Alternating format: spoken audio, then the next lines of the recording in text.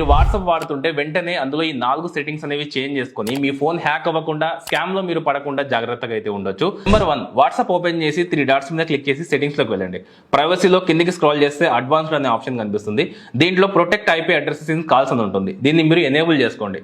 దీని ద్వారా మీకు ఏమవుతుందంటే స్కామర్స్ లైవ్ లొకేషన్ అనేది హ్యాకింగ్ ద్వారా కూడా తెలుసుకోలేరు అనమాట. నెంబర్ 2, అదే ప్రైవసీలో మనకు కాల్స్ అనే ఒక ఆప్షన్ అయితే ఉంటుంది.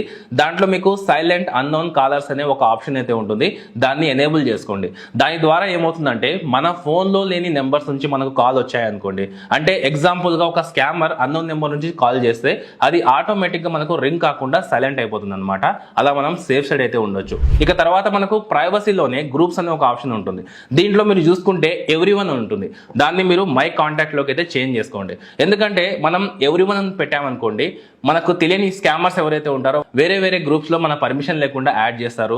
స్పామ్ లింక్స్ అనేవి పంపించి మన ఫోన్ అయితే హ్యాక్ చేసే ప్రమాదం ఉంటుంది. లాస్ట్ అండ్ ఫైనల్ గా మీకు అకౌంట్ లోకి వెళ్తే 2 స్టెప్ వెరిఫికేషన్ అయితే ఉంటుంది.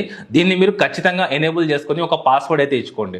తెలియని వారు తెలిసిన వాళ్ళు ఎవరైనా సరే మీ నెంబర్ తీసుకొని ఓటీపీ ట్రై చేసినా కూడా మీకు ఫైనల్ గా ఒక పాస్వర్డ్ అయితే అడుగుతుంది అనమాట.